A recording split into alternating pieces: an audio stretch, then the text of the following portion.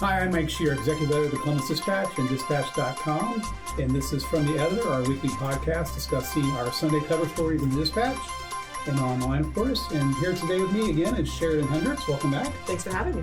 Sheridan is our higher education reporter here at the Dispatch. She mainly covers Ohio State University and its many pursuits of business, I guess you might say, but also covers higher education for us. So talk a little bit about what you do again for our readers, and listeners. Just what's your week like, and talk about that, I guess, to get started. Yeah, absolutely. So I cover higher education, which basically just means I cover colleges and universities. Like you said, I mostly cover Ohio State because they are big, they are prominent, but they're the state flagship university. They're one of the state's largest employers, so it makes sense to pay a lot of attention to what they're doing. Yeah. But then I also cover Columbus State Community College, the numerous independent and private colleges around Central Ohio, and then issues affecting college students and faculty members. So that can include, hazing, housing insecurity, tuition prices.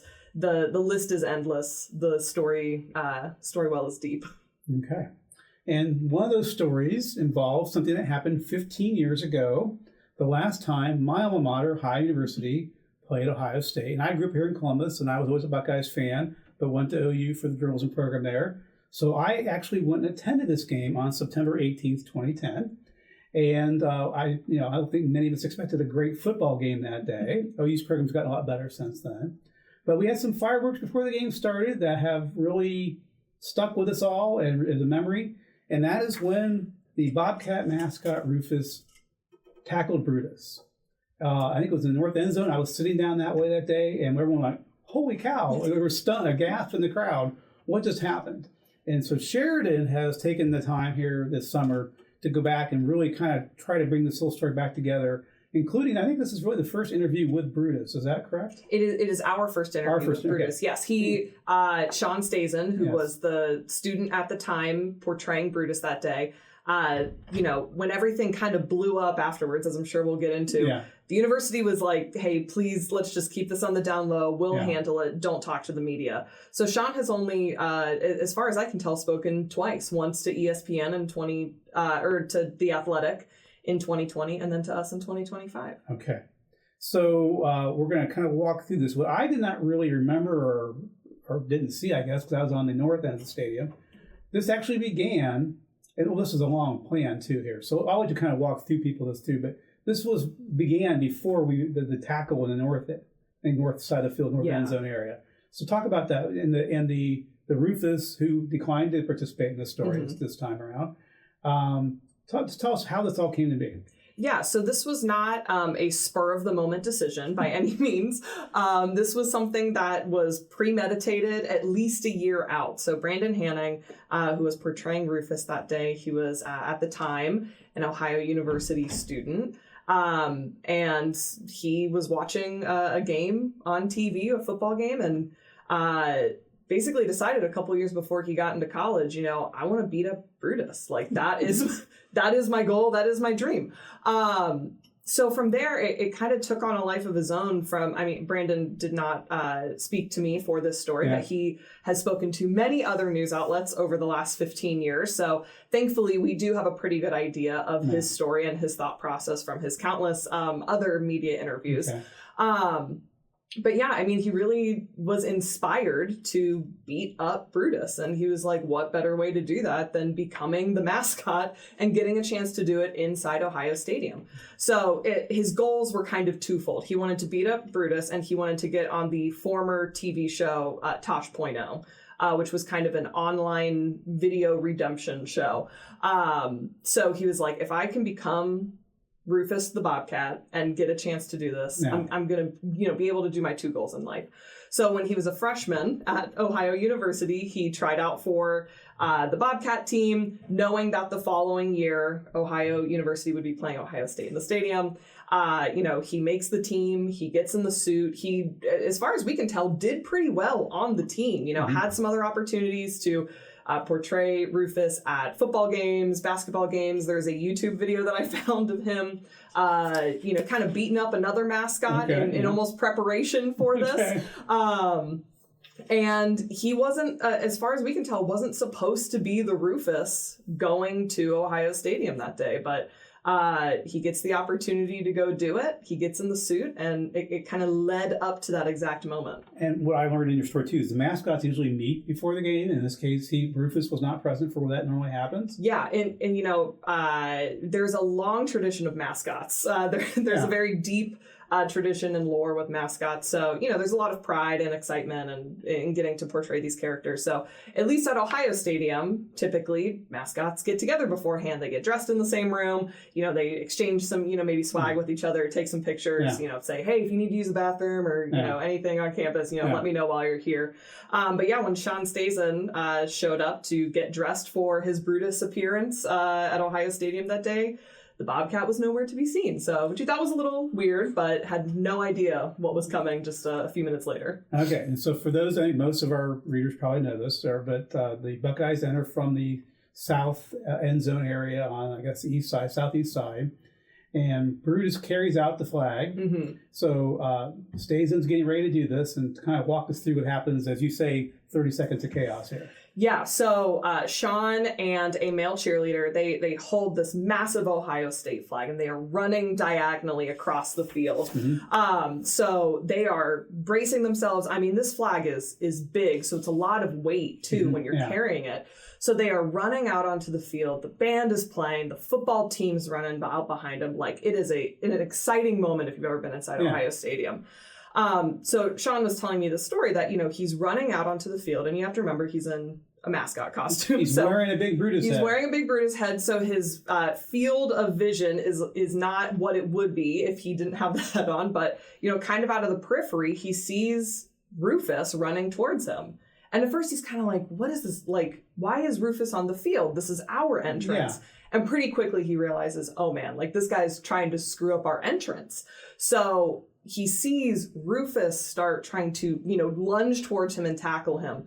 And Sean stiff arms him, and Brandon falls to the ground so hard that his mascot head pops off. So Rufus loses his head. Rufus loses his head, which is a big deal. And Sean at that point thought, okay, great. Like, that's over. Yeah. Because if you're going to lose your head as a mascot, you would think, okay, let's go to the sidelines. Like, let's, you know, go to the locker room. Let's regroup. Yeah. So in his mind, he's kind of like, all right, he tried to ruin my moment, but we're going to move on. It's going to be fine. And lo and behold, it was not the end of the attack. So as they get down to the north end zone area, attack number 2 comes. Okay. And attack number 3. So, you know, Brutus gets to the end zone. He's kind of brushing his shoulders off, you know, motioning to the crowd like, can you believe that? Yeah. Like, we're good. And Brandon comes up behind him, jumps on him again. He's got Rufus' head back on. Head back on, head reattached, running into the end zone, brings him down to his knees again. You know, the two kind of tussle to the ground a little bit. They're getting back up a third time. And this is the iconic picture that so many OU fans have such an affection for. It's the picture of Rufus pounding Brutus in the head, punching him over and over again. The video evidence that we have of this, it really is only about a 30-second fight. But there is so much action that happens, so many different locations that happen, you know, just within this 30 seconds of chaos. Now, this is before Instagram. Your open mentions Instagram was debuting soon after this day. This is before everyone had a video camera in their phone. So there is some video of this, which you write about in this piece. But it all went pretty viral after that for 2010 standards. And today, I can't imagine what would happen if it happened today. But anyway, tell us what happened afterwards. Yeah, so Sean at that point was kind of like, okay, that was super weird. Like, I guess we're just going to keep moving things forward. Sean at the time was also what was called a yell leader. So, you know, he kind of got to, he was only Brutus for the first half of the game. The second half of the game, he had other jobs to do, you know, amping up the spirit in Ohio Stadium and doing all that. So at halftime, you know, he changed out of his costume. The second half Brutus comes in, and at that point he was kind of like, I guess that's just going to be a weird blip on my Brutus memories. Like, we'll see how it goes from there. And, you know, he wakes up on Monday morning and it is a total media firestorm because there were so many reporters who did see what happened, including several from Athens, where Ohio University is located, and several from the Dispatch, that immediately started reaching out to Ohio University, trying to figure out who the student was. to be like, what the heck just happened? Was this planned? Was this not? This does not seem like this was, something that should have happened. So, in the all day Sunday, some of the reporters at the time that I spoke to who were there at the game and saw what happened, the story starts to unfold that, this wasn't a spur of the moment thing. This was something that Brandon Hanning had been planning for over a year at that point. And they also find out that Brandon was no longer a student at Ohio University, that he had dropped out of the university at some point between, showing up to Ohio Stadium that day. Yeah. And he had enrolled at a nearby two-year college, Hawking College. Yeah. So this whole story starts to unfold that not only did Brutus get, humiliated inside Ohio Stadium, but he got beat up by the OU mascot by someone who wasn't even a student at the university. And it started, really unfolding all these questions of like, how could this have happened? How could this program, this mascot program at Ohio University, have allowed this student to show up, get in the suit, take the bus to Columbus with the team? Yeah. How could he have dropped off his suit afterwards and, basically have had no repercussions? And at that point, the university couldn't do much because he wasn't a student. Not let him back, I guess, but yeah. And OU apologized for it on Monday. There were articles everywhere. Wow, it was pretty... one person called it an absolute embarrassment to myself and many other OU fans. Others laughed it off. The OU coach said, we need to tackle the guy with the ball, not the mascot. By the way, the Buckeyes won 43-7, in case you were wondering. Anyway, so the story was kind of intended to be a fun look back at what really happened that day and why it happened. And I think that's in what people will read that's all there. So thank you for that. Yeah. But what did you kind of learn from this? What's your takeaway from all this? Yeah, I mean, people who know me and know the work that I like to do is that I love history and I love doing look back stories like this. And something that's always funny for me, but especially in this story, is like thinking about how things endure. Like you are an OU alum. I attended Ohio State. Yeah.